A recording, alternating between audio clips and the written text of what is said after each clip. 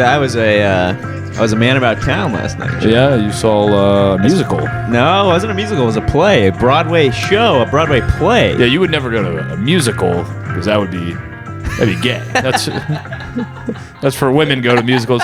Men go to plays. If I was going on a date, I'd go to a musical with a lady. Yeah, they like musicals. They love a musical. Yeah, no, ladies- I saw a play for a man. A play for a man. And you went by yourself I went by that's normal if it's a play. Yeah. That'd be weird to go to a musical by yourself. Oh, yeah, you'd be a freak. But most people go to plays. Most people who go to plays are men alone. So yeah, that's normal. Most of the audience last night was men sitting by themselves. Yeah, there was a separate seat in between everybody, as do not appear gay. Yeah, you wouldn't want to do that. No. There's just a bunch of straight guys going to see a play, not a musical. Not a musical. Not a single song. Make it known. Let it be known. Not a single song. Not a single song. There actually was singing in it, but it was... Well, it's not a musical. It wasn't a musical. No, the singing was during... whenever they rearranged the stage, whatever they call that. Well, whatever it is, it's very normal and straight. Yes, and it's for men. It's for men. Yeah, it's like Dr. Pepper 10. It's for men. Yeah. So, what was the play? Was it Transformers, or was it The Dark Knight? Which cool straight play did you go to? Joe, it's called An Enemy of the People. An Enemy of the People. Okay, Yeah. kind of like Public Enemies. Public Enemies. Yeah. Public Enemy number 1. Yeah, but no. My favorite play is Braveheart. No, it starred Jeremy Strong from Succession. Yes, my king. And Michael Imperioli from The Sopranos. And dramaturgically, how was his performance? Well, dramaturgically speaking, it was one of the finest performances I've ever had the pleasure of seeing on the Great White Way. On the what? On the Great White Way. That's what they call Broadway. Instead of the silver screen, there's the Great White Way. Yeah. Why is it white? Like, what is that? I believe. I've never heard that in my life. Really? No.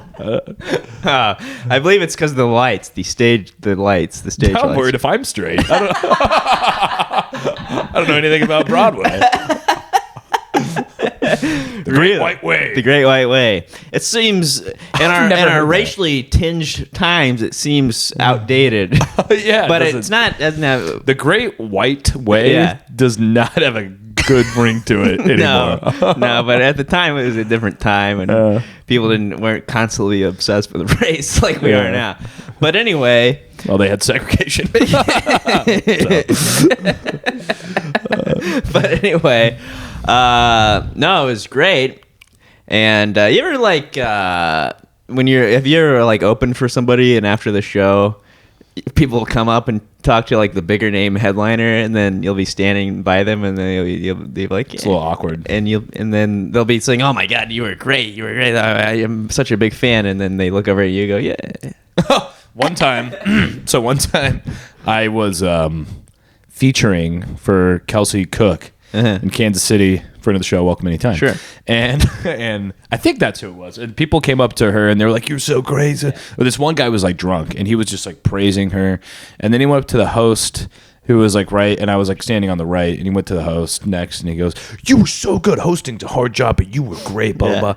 And he went up to me and he goes, "Smile more." And I was like, "Smile more." Smile more. I had a good time. Like, I didn't understand. Smile more. The headliner was a lady. yeah, telling me to smile more. But in that moment, I never truly understood how infuriating that is. Oh, sure. To say to somebody. Yeah. And I wanted to break a beer bottle over the guy's head. Sure. Tell me to smile more. Yeah, I've had that happen before sometimes. But I was on the opposite end of that last night.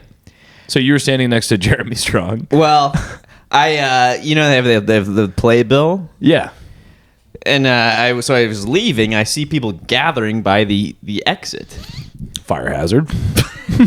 Did you tell the fire marshal? I did not tell. I didn't report it to the fire marshal. Oh, okay. But Jeremy Strong was out there signing playbills. Wow. So did you get it signed? I got it signed. Yeah. You met the strong man. I met the strong man. And wow. So I go, well, that'd be cool. He's in one of the best shows of all time. And not the other guy, Michael Imperioli, in The Sopranos. Two of the greatest shows of all time. Yeah. So he's out there. I get it signed. I hand him the thing. I say, dramaturgically speaking, you did a fantastic job. Did you my actually friend. say that? No, I didn't. That say would have been amazing. Actually, he probably throws I drink at your yeah, face. I should have. But so I get it signed by Jeremy Strong. I go, that's pretty cool. And then 2 lesser-known cast members come out. And I'm like right by the door, and I don't know these people. Yeah. But they're like They're standing there. They're like signing. Other people are nearby, and they're like signing things. And I'm like, I don't really know. Do you look at your playbill, look Yeah. back up to them? Yeah, I really just want Michael Imperioli.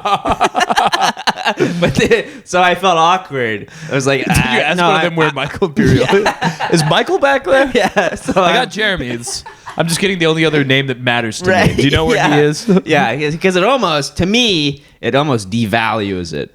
Yes, it really does. So I have this. You've seen it in my room. I Yeah. have this animation cell Yeah. from Ren and Stimpy. Yeah. And I love that image. And I got it at a Comic-Con. And I thought I just really love the picture of that. Like Yeah. they're trapped in that. Whatever. Yeah. And so I love the whole aesthetic of it.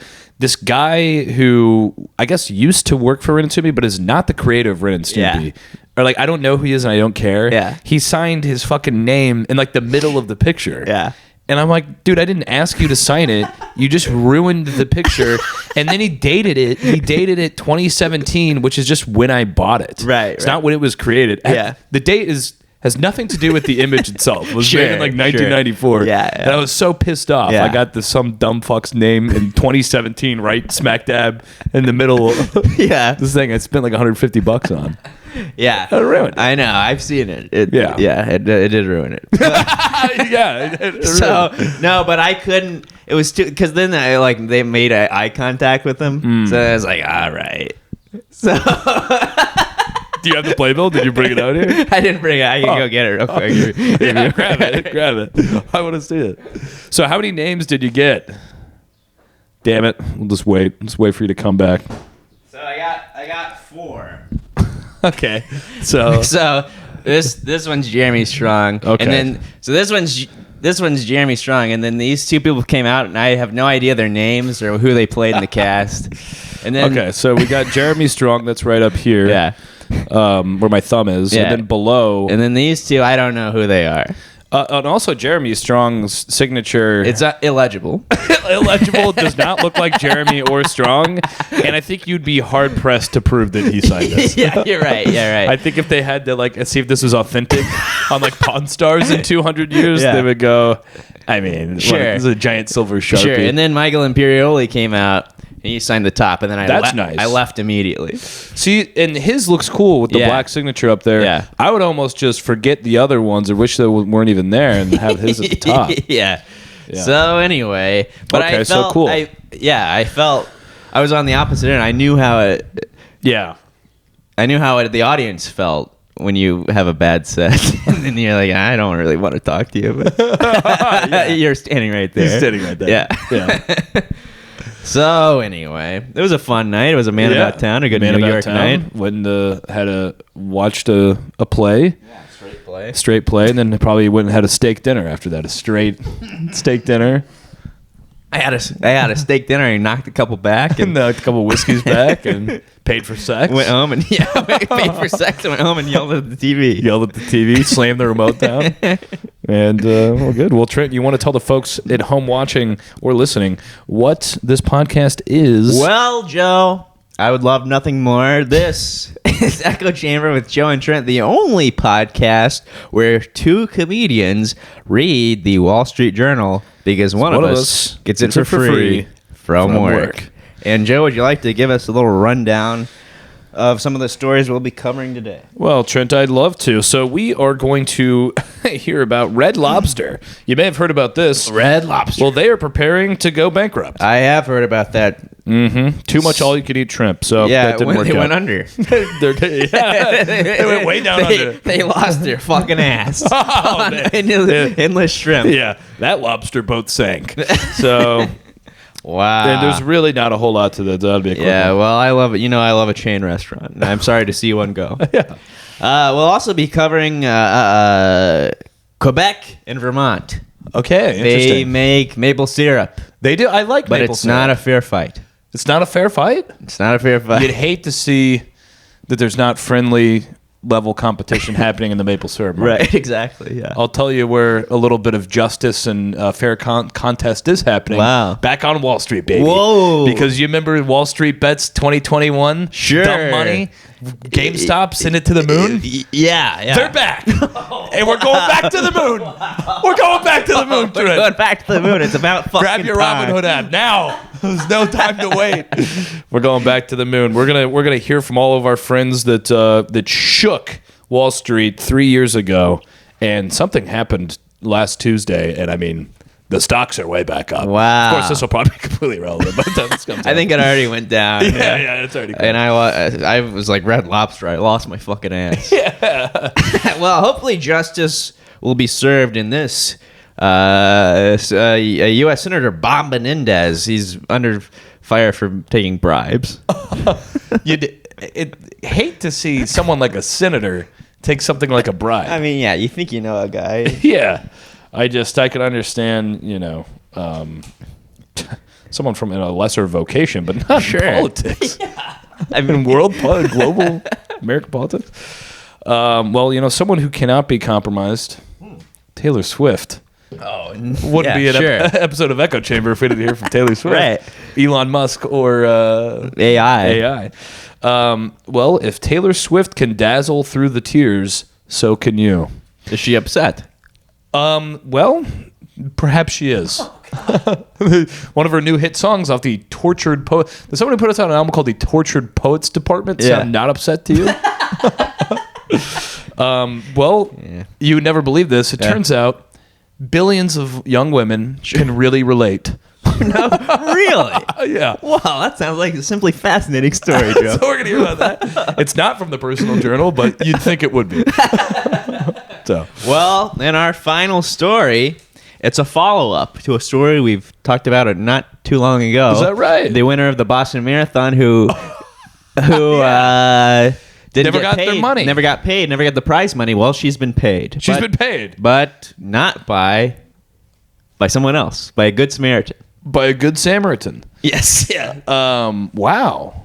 And so I bet It's kind of a fun story. It's a pick-me-up from some of the It's a grim, pick-me-up. gruesome stories we normally cover on we the have some lighter Yeah, we stories do today. have some lighter stories Except today. for this is maybe one of the darkest stories we've ever done on the podcast, Sure. and I hate to get this serious. Red Lobster Yes. is preparing to seek bankruptcy as debts mount. This is from the Wall Street Journal. Also, it's like 2 paragraphs and it has 2 writers. I'm like, I don't really see why this needs 2 writers, but all right. It's like Woodward and Burns. Yeah, they cracked the. Now, are you a Red Lobster guy? Do you? Well, I'll tell you this. I haven't been in a years, Right. a very long time. Neither have I. And it seems like most people haven't. But Yeah. when I was a kid, I loved Red Lobster. Did you? I But- never went when I was a kid. But in Indiana, especially where I grew up, there wasn't a lot of like mom and pop restaurants. It was all chain. That's the thing about the Midwest. Yeah. Is all you have. So if you're going to go out to eat, it's like Red Especially Lobster like a fancy or Olive dinner. Garden. Yeah, That's a like nice the fancy celebration. restaurant. Yeah. So Red Lobster we used to go to a lot. And I love those Cheddar Bay biscuits. Yeah. The Cheddar Bay biscuits are very good. Yeah. Yeah, I don't have much of a history with Red Lobster. I did date a girl who was like obsessed with it, and I had to fucking drag my ass out to Red Lobster 3 times a year. Yeah. That bitch. Very nice. Friend of the show.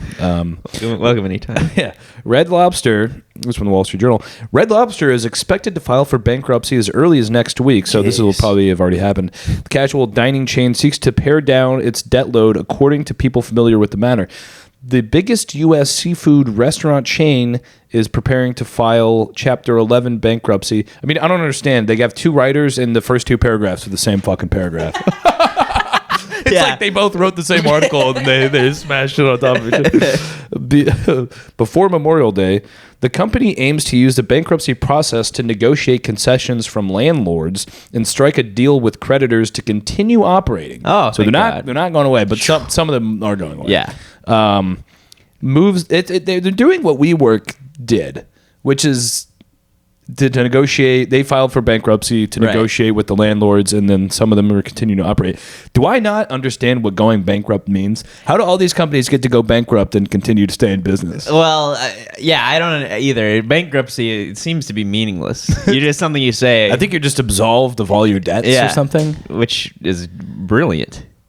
Brilliant. Yeah. We should do that. I think maybe you can't ask for new money or something. I don't know. There's probably some rules. Yeah, but when you hear that, even though you know they're not all closing, you think they are. It sounds like they gone. are. Everybody reacts like every Red Lobster has gone the way of disco. But it's your new phrase. Yeah. But sometimes people go out of business and they go bankrupt and then they do close down. Blockbuster gone. But there was Borders. one. Borders. Oh, Borders. I used to love going to Borders. I love going to Borders. Yeah, I always Borders thought Barnes & great. Noble was posh. Yeah. And Borders was my kind of place. for the working man. It was for the working man. Yeah, I'd be a 14-year-old. I'd go stand in the graphic novel section with my hands in my pockets. Yeah. That was one of my first jokes I ever did that worked. What's that? I would go, when the Republicans said we need to close our borders, I had no idea they meant the bookstore. That's pretty good. That's pretty good. Yeah. It's not a lasting joke. No, it's not a lasting joke, but if your first year in, it's a pretty good joke. That's pretty good. Well, known for its cheddar biscuits and popcorn shrimp, Red Lobster recently closed dozens of its roughly 650 U.S. locations, the people said. Who's the people? I don't even know what that... I mean... we the people. The people said. The people said. Orlando... Yes. Well, I mean, it only has two writers. Why be specific on who said it? Just say the people. I swear to God, what does that mean? The people said. Okay, Orlando is home to the chain's U.S. headquarters. That's also a fact that doesn't matter. I don't know why they added that. Yeah. This is maybe the most poorly written thing. Restaurant chains are struggling with declining customer traffic as consumers, especially low-income diners, pull back on spending. Many casual dining chains depend on visits from consumers with incomes of $50,000 or less. Yeah. A segment of Americans who have particularly reduced visits or ordered fewer items when eating out, industry data shows. We're pinching pennies. The poor are pinching pennies. Sure. And they're supposed to spend... Biden's America. So. Red Lobster, one of the first U.S. casual dining chains. I didn't know that. One of the first. Oh, really? I didn't know that either. That seems not believable. I would have guessed Red Lobster came out in like 1994. Oh, no. It's got to be longer than that. But I could be interested to know when it came out. Well, it also suffered from strategic challenges. An all-you-can-eat shrimp deal that executives hoped would turn the chain around contributed... Bankrupted them. Contributed to millions of dollars in losses. That's got to be the funniest reason for someone to go bankrupt I've ever heard of. Yeah. Oh, yeah. All you can eat shrimp! And then some guy in the back is looking at the numbers. He goes, oh, no. He's like, this is not good. Fuck. Not good. See, the problem with all you can eat shrimp, it's a bad thing to do all you can eat. Yeah. Because shrimp is super expensive to begin with. Mm-hmm. And if you really think about it, you could probably eat like 70 shrimp. Oh, yeah. I mean, it's one that's like $200 worth of shrimp. Right. It's one of the smallest things you can eat. Yeah. Shrimp. Yeah. I just keep popping them. Known for being small. Yeah. It's another word for being small. Shrimp. Yeah, exactly. You can eat like a trillion of them. Now, jumbo shrimp. Maybe they should have run a deal on the jumbo shrimp. Now, where do they find the jumbo shrimp? That must be a different sea network. You do not want to know. They have them work out. But yeah, I can't believe that they fucked that up so bad. You want to do an all you can eat with something like meatloaf where one slice is more than enough. Yeah. And who would possibly... Maybe you go back for seconds. You're not going back for thirds. Right. 100%. Yeah. Yeah. But Red Lobster, or maybe Endless Cheddar Bay biscuits. That would have been good. Yeah. Those will fill you up. Those will fill you up. Fill you up.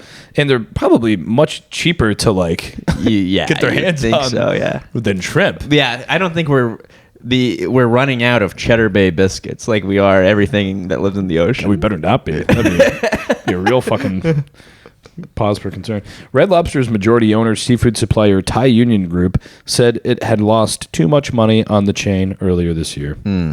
Yeah, you hate to hear that. You hate to hear that. Jeez. So that's an article by Heather Hayden and Soma Bizwaz. Great work as always. Knocked it out of the park. Yeah.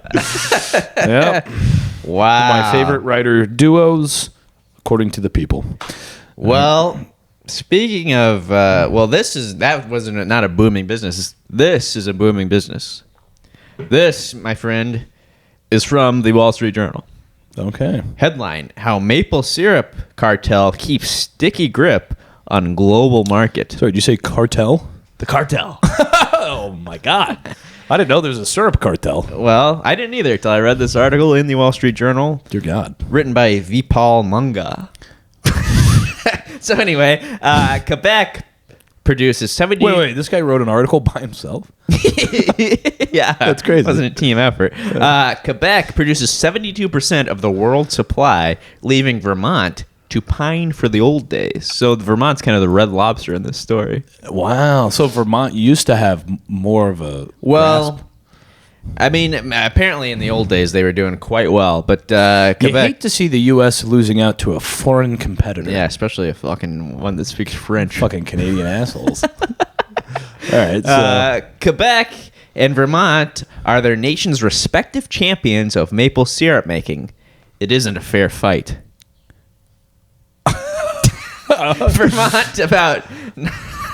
Vermont, about 9,600 square miles, has maple as the official state flavor and boasts of more than 6 million sugar maple and red maple trees on tap. Hell, they got a maple leaf on their flag. Let them have it. It's all they have.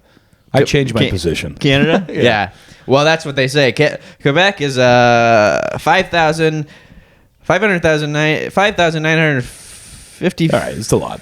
square mile province in a country that features That number could also mean anything. a maple leaf on its national flag and hosts a maple syrup cartel.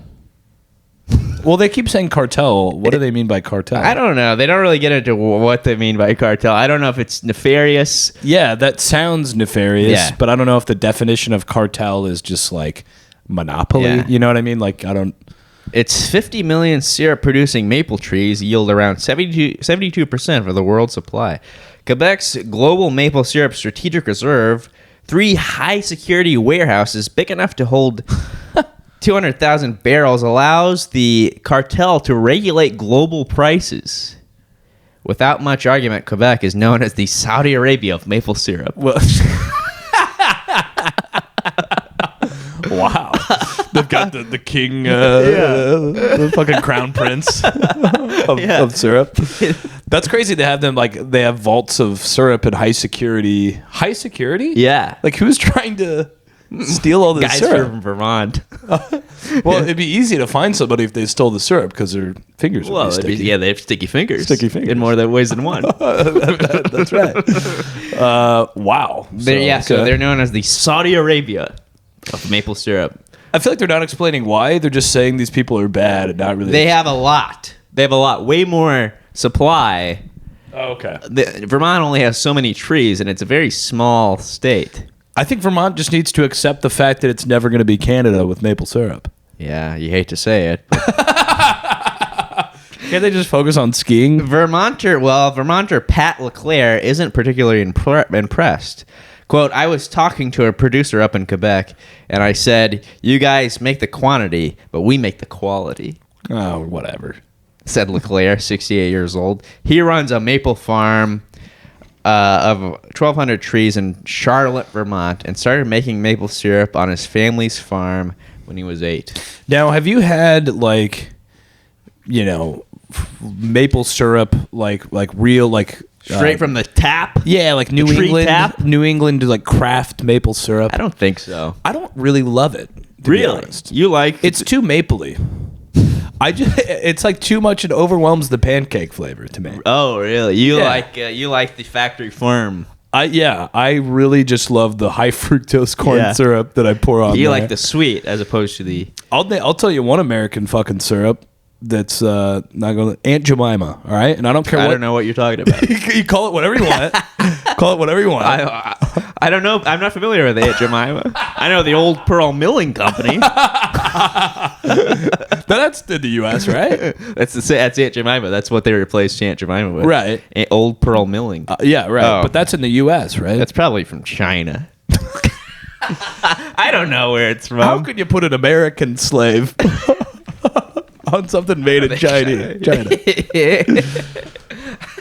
Well, around 100 miles north in rural Quebec, 64-year-old... Oh, it's still going. I thought that was it. No. David Hall also learned to boil maple tree sap into thick amber color syrup as a boy, sitting with his family around a crackling fire. He's part of the cartel. He's a moonshiner. He's a filthy, dirty moonshiner. He's a filthy, dirty moonshiner. Making his own maple syrup.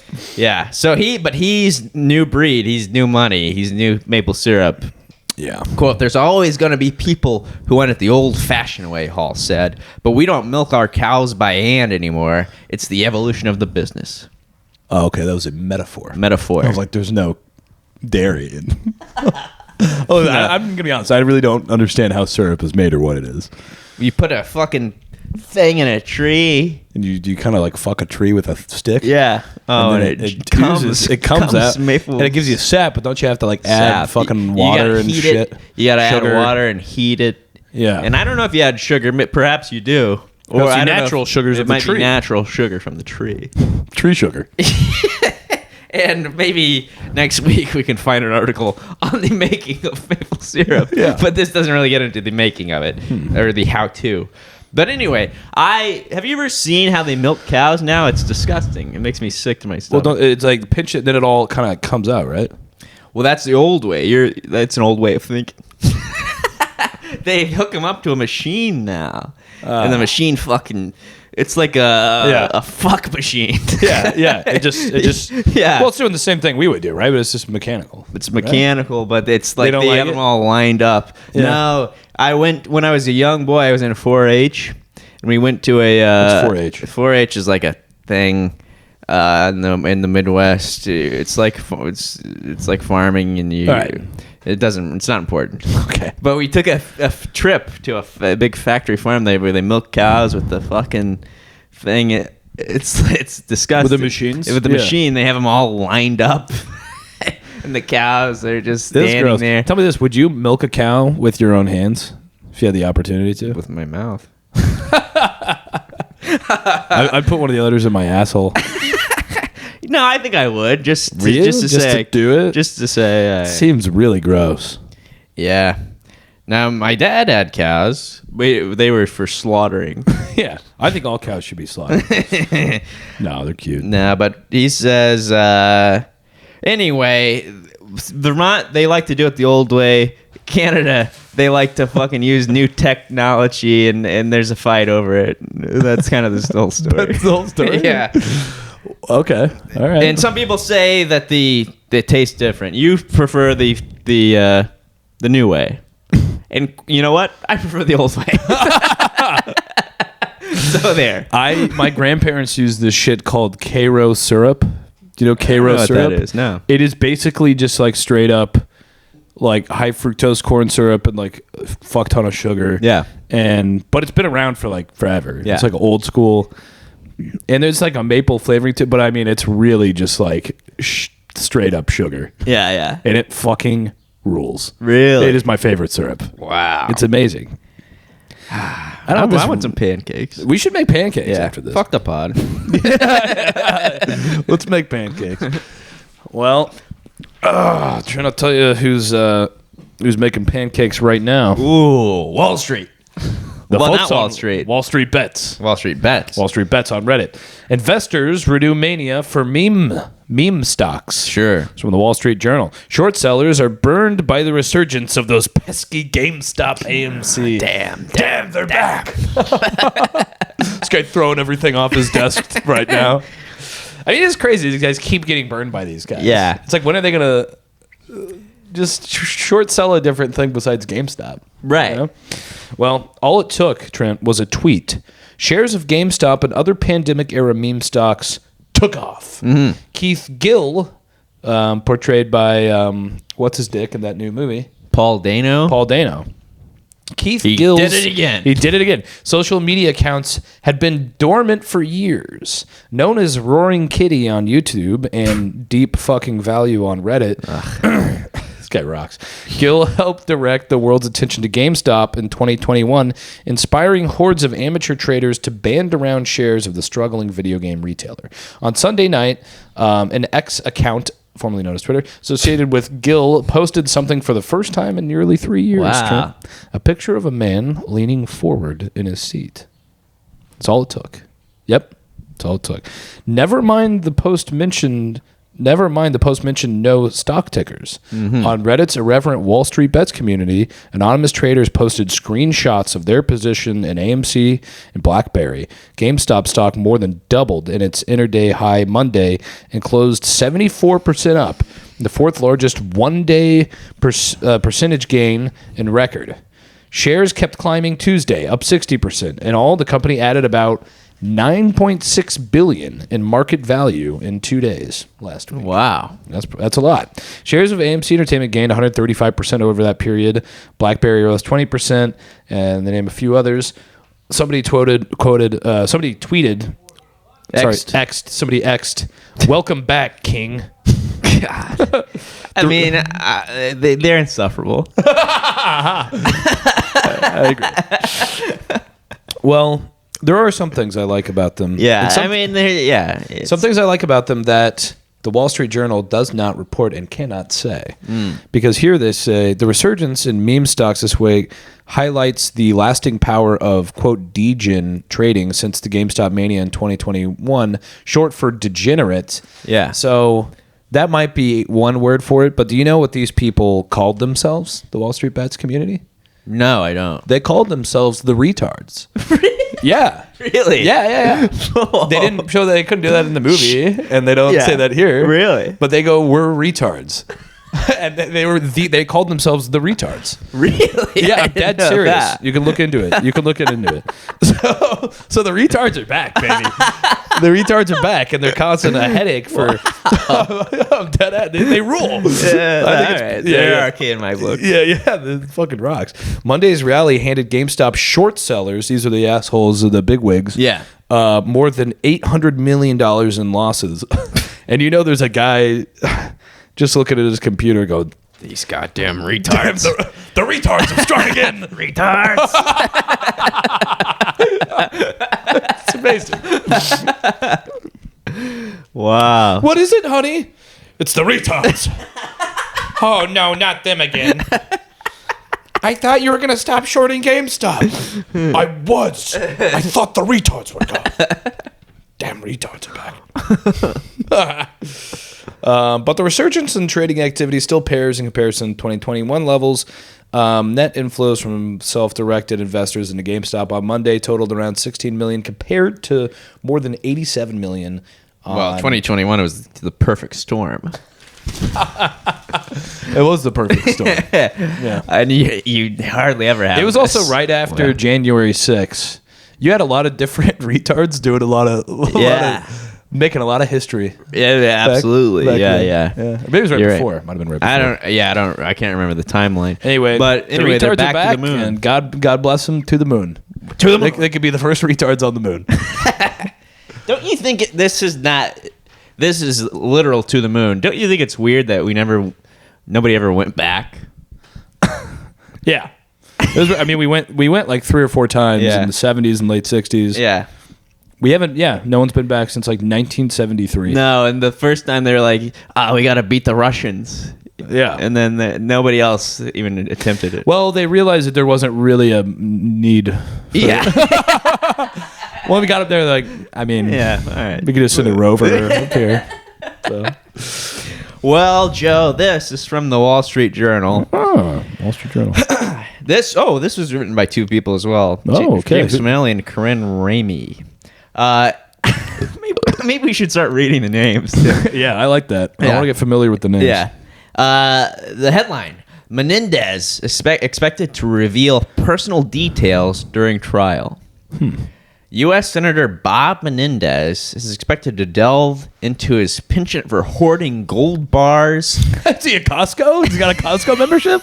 He went to make a couple trips to He's Costco. buying gold. His wife's alleged lies and his father's suicide in a second public corruption trial. Sounds pretty juicy. Pretty Yeah. juicy stuff. Gold, lies, and suicide? Yeah, it's sex, lies, and videotape. Menendez is charged with pocketing hundreds of thousands of dollars in a bribery scheme in exchange for taking official actions that benefited the foreign governments of Egypt and Qatar. Oh, well, that's not that bad. And 3 New Jersey businessmen. Nah, that's not good. That's bad. The senator, who maintains his innocence, beat an earlier slate of federal corruption charges. The new trial kicked off Monday with jury selection and is expected to last 6 weeks. At stake are the New Jersey lawmaker's liberty, his political future, and potentially his marriage. He's a New Jersey senator? Yes. Got it. Is he a Republican or a Democrat? The Democrat. The Not all Democrats are horse. No comment. Not all Democrats are horse thieves, but I've never met a horse thief that wasn't a Democrat. That's something that like Teddy Roosevelt's dad said. Really? Yeah. Wow. The corruption charges have battered the Democratic senator's 4-decade legacy as a public servant. Prosecutors say in exchange for payoffs, Menendez aided the Egyptian government's efforts to secure military sales and to help promote the interest of Qatar. He is also charged with trying to intercede in criminal cases tied to 2 of the businessmen in exchange for gifts. A New Jersey businessman committing a crime. Now I've heard everything. Just the word New Jersey businessman is I think perhaps punishable in court. Yeah. with something. We've heard enough. Yeah, that's You're crazy. guilty. Yeah, you're guilty. The indictment alleges that that investigators found the fruits of Menendez's crimes, gold bars and wads of cash hidden inside his home. Wads? He didn't have the decency to stack it up? No, he wads. A ball of cash. Yeah. The senator... It's Jersey. Yeah. The senator has previously said that the money is his own and that he has been withdrawing cash from his personal bank account for 30 years, a habit he developed from his family's experience as refugees. What? He's playing the sympathy card. Oh, yeah? Yeah. Yeah. Get this. This is pretty funny. His legal team also plans to have a psychiatrist testify that his squirreling away money is the result of untreated intergenerational trauma. Oh, my From God. his Give me a parents fucking having break. their funds confiscated by the Cuban government. He's been a senator for fucking 40 years. He's a victim. He's been in power for 40 years. Yeah, for 40 years. And he goes, I just can't stop it's just swirling my away money. intergenerational trauma. And I'm sorry, I'm doing the work. I'm sorry, but there's a lot of work left to be done. There's a lot of work left to be done. And it brings me a small peace of mind to take out exactly $9,000 and $900. Yeah. Just right under that $10,000 mark that they start looking into every week and squirreling that away and in my wad closet. it up and throw it in my closet. So, Menendez's team said his trauma is also the result of his father committing suicide after the senator refused to continue paying his dad's gambling debts. So, I think he's got a good case here. that changed your mind. Yeah. Wow. So what did he do with Egypt? And he helped them. He did something. It sounds like that. None of that matters. Business deals and stuff. None of that matters. They can prove that he did all the stuff. It seems like that doesn't matter. That he has his dad killed himself. trauma. Yeah. No, it shouldn't matter. It doesn't matter to me. No. I could care less, really. I could care less. Lock him up, throw away the key. That's what I say. Yeah, lock his ass up. Lock them all up. Vote them all out. Fucking dickheads. Sorry, your dad wasn't good at gambling. They're all fucking crooks. Yeah. They're nothing but crooks. Tell you he's not a crook, Trent. Ooh. This person should be in office. This is from the Wall Street Journal. If Taylor Swift can dazzle through the tears, so can you. Oh, absolutely. I can do anything. You can do anything. Fans power through challenges at work, led by hit, quote, this is the name of the song, I can do it with a broken heart. Ah. Okay. It's gonna be a few of those. I wish I knew. I'm sorry to our listeners to disappoint them. I haven't had the time to check out the Tortured Poets department yet. Okay. Haven't put it on the hi-fi. It's called doing the work. Yeah. This is you'll never believe this is written by a woman named Lindsay. Lindsay Ellis with the Wall Street Journal. If you relate to the lyric, quote, I cry a lot, but I am so productive. How is that a lyric? And I mean, that doesn't even have any lyrical aspect to it. I cry a lot, but I'm so productive. It's just a sentence. It's a sentence. You might, if you relate to that, you might be a cubicle dweller grinding through a Tuesday, or Taylor Swift dazzling tens of thousands on a stadium stage. God. A clear sign hustle culture is coming back is how quickly I didn't know it left. Yeah, I don't understand what coming back means. Is how quickly America's Office set has glommed onto Swift's upbeat dance hit I Can Do It All. I Can Do It With a Broken Heart. Released in April as part of her 11th studio album, The Tortured Poets Department. The song made its debut in the Billboard Hot 100 at number 3. Etsy sellers are hawking sweatshirts and T-shirts with its lyrics. Self-identified corporate girlies and corporate Swifties. Jesus. Big difference. Post TikTok videos singing in front of their computers. By the way, this is front page of the Wall Street Journal. This is on the front page.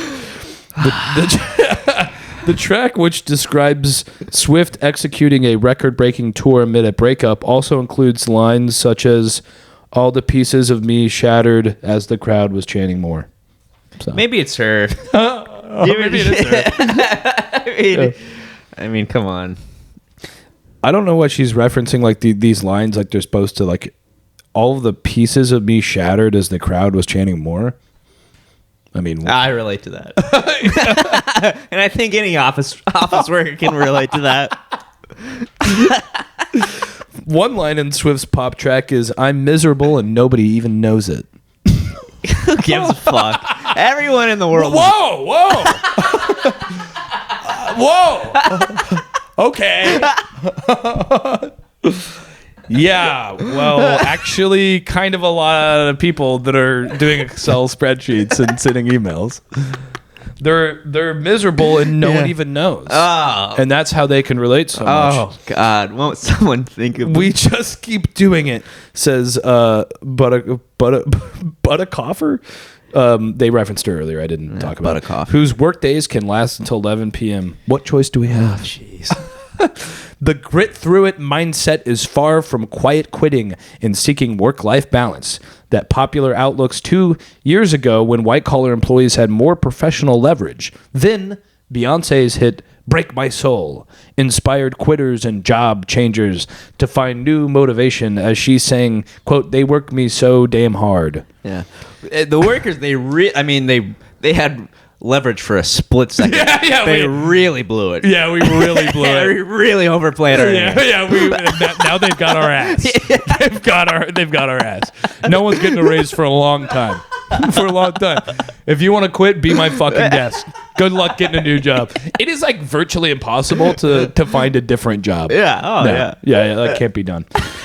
You're just stuck where you are. I'm sorry, but you're stuck where you are for like forever now.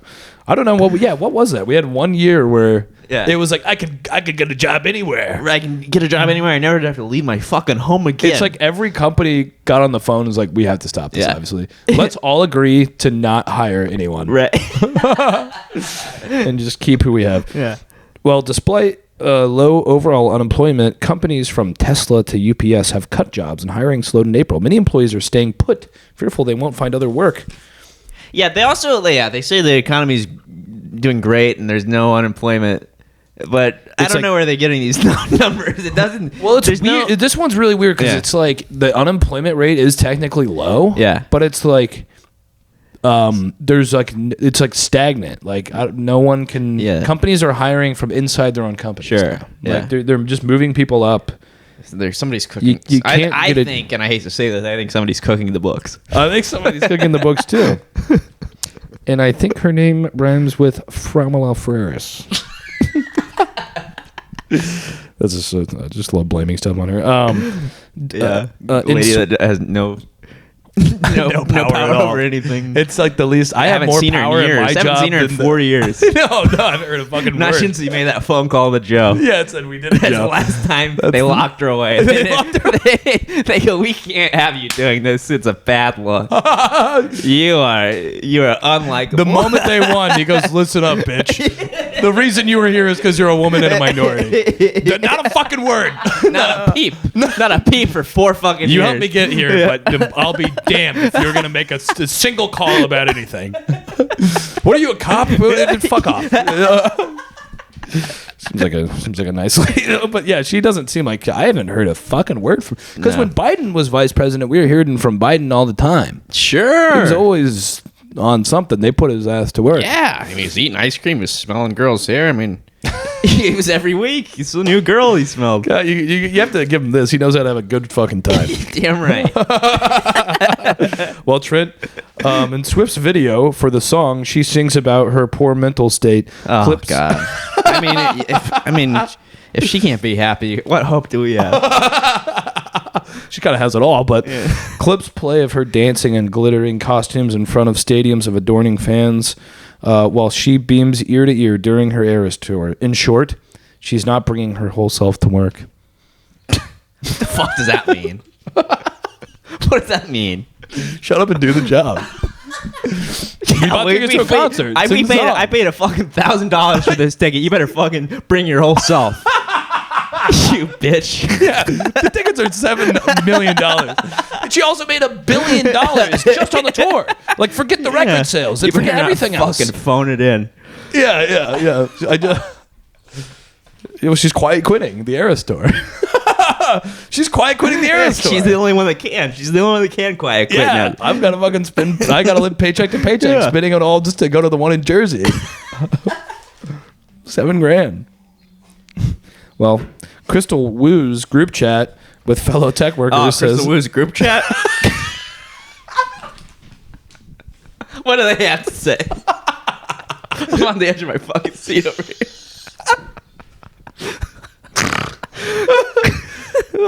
They're always some of the brightest minds in the world. Crystal Wu's group chat.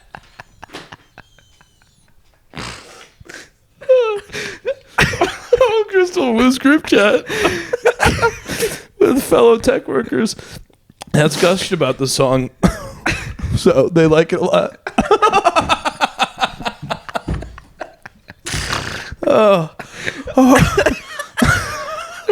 All right. Swifties see themselves in the singer. She, quote... I don't know how you can possibly see yourself in a fucking... Because she's not bringing her whole self to work. Because she's smiling through the pain. She's a billionaire who performs in front of millions of people. She's dating a star football player. You know what? I really see myself in her. She speaks to me. She knows what I'm going through. Well, she's smiling through the pain, just like them. She, quote, could have everything at the tip of her fingers, and she still has her lows. Oh, God forbid she can't get everything she wants in the world. I feel so bad for her. She's a tortured poet. She's a tortured poet. Oh, my God. She just can't have it all. She's so close. But we feel for her. We feel for her. That's what and Crystal Wu's group chat is, they're in shambles. All right. I gotta get through this. I'm meltdown. Well, it's not just Crystal Wu, Trent. Last year, Charlie Davis, who I'm pretty sure is that guy who runs that open mic down the street. Charlie Davis, yeah, said he landed a dream spot on the cast of a reality show Survivor, but filming in Fiji clashed with the summer law internship. So. Oh, God forbid he's on a nationally broadcast TV show. He couldn't do a fucking internship. Heartbroken. He had to do both back to back. You have to do both back to Oh, gosh forbid he had to do both back to back.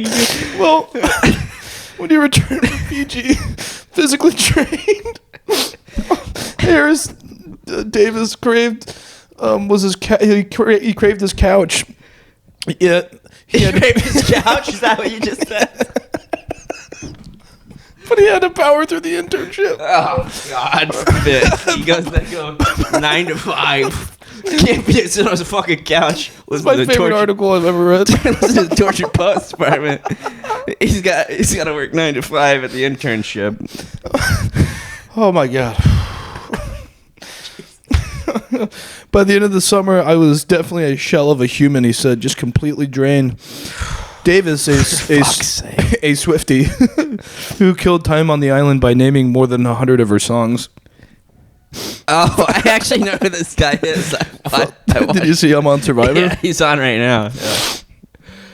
Yeah. Well, he really relates to her. Yeah, I can see that. Yeah. And hey man, I mean he missed his couch.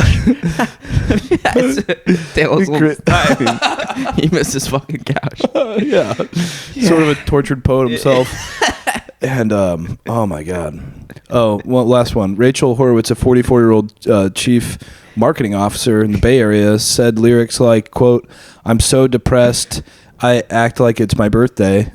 What the fuck is that? What does that mean? It means they're smiling through the pain. Yeah, act like it's my birthday. Yeah. Celebrate your half birthday, you fucking cunt.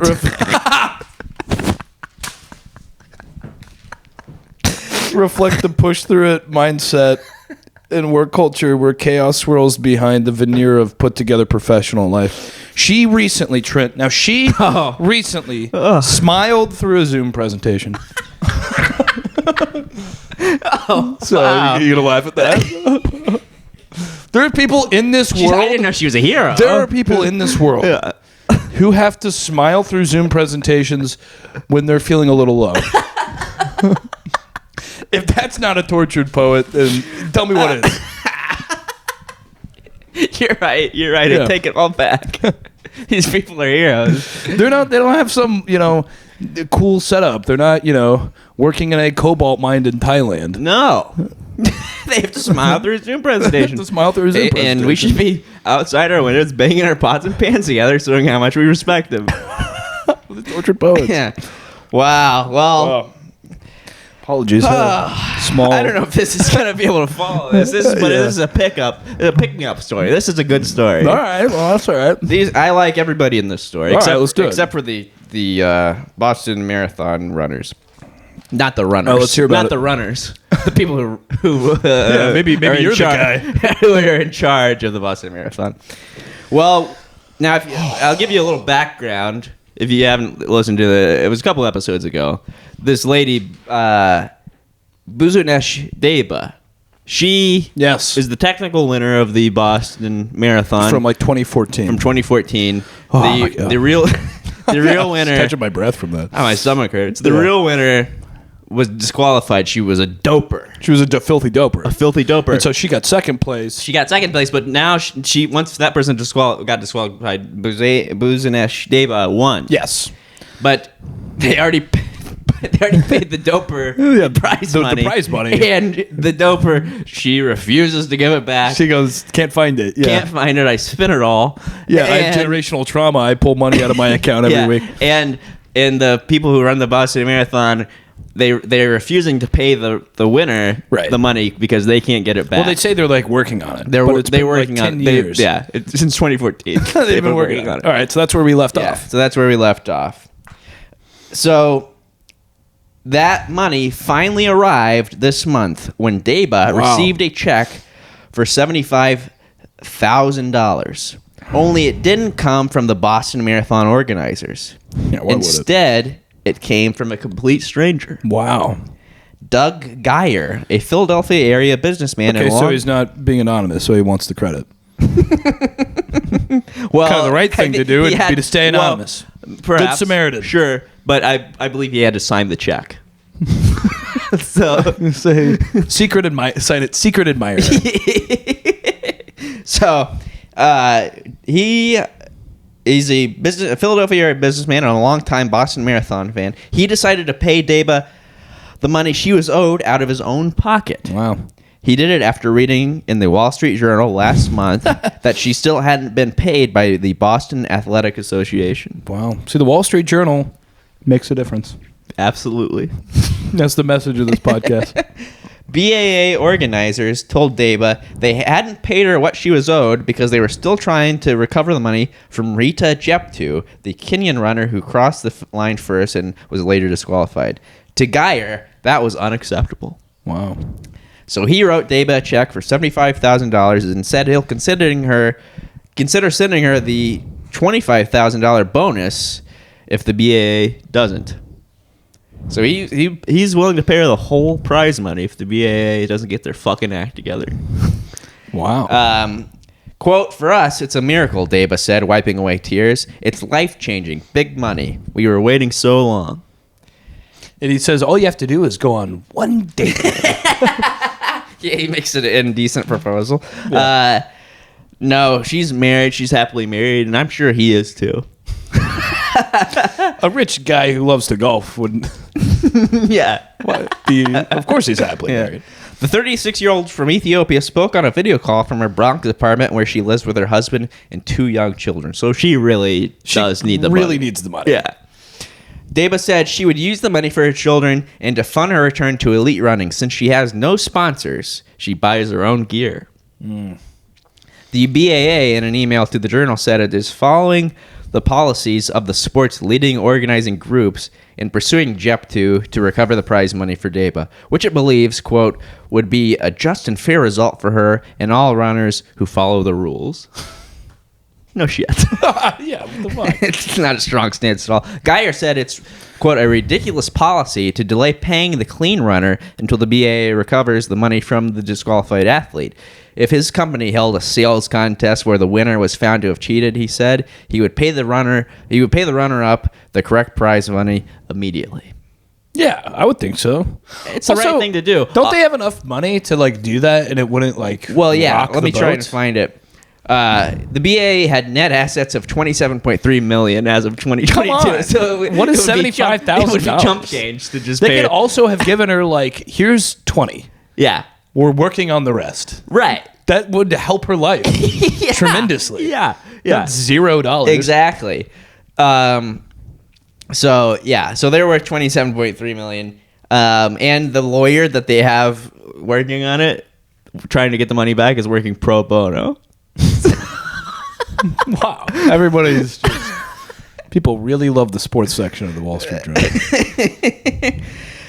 Quote, just do the right thing, and then if you have to use lawyers to claw it back, knock yourself out, Geyer said in an interview. Just don't put the onus on the second place finisher. Now, did the Boston Marathon comment on this? Did they say anything? They said they're working on it. They go, they're working on it. But did they comment on the fact that she'd been paid already? No, it doesn't. No, it doesn't say that. Okay. But What if they were just like, wow, what a great end to this story. Our hearts are warmed to see such a happy Samaritan, good Samaritan. No, it doesn't say that. But Deba, if she eventually gets paid the money by the BAA, she's gonna pay this guy back. That's the plan. What if she gets paid back from the BAA and it takes, She just does the same thing. Yeah, they write an article about how he's been waiting for his money for somebody pays him. You just can't know? fucking win. No. Yeah. So anyway, when asked about the marathon's practice of not paying runners up until they recover the prize money from disqualified athletes, mentioned the months of training and travel that elite runners invest in each competition. Quote, it's our blood, it's our sweat. We prepare very hard, she said. They have to change the rule. And it's not the first time that's happened. What? So, there was like a Russian winner who ran the Chicago Marathon and won, and they found out she was doping. Imagine that, a Russian using steroids. Cheating. Yeah. And I think she got the money. Yeah. And didn't pay it back. And then they took it to court, and then Russia was like, Yeah, we don't know what you're It talking pays to cheat. It Yeah, sounds it like you pays could to just pocket cheat. the money and you're fine. Yeah, you literally get no trouble at all. Yeah, it's crazy. Yeah. I don't understand how they can't sue these people or like what, you know what I mean? Like The paperwork. the paperwork would be, it'd be a lot. Yeah. It would be a lot.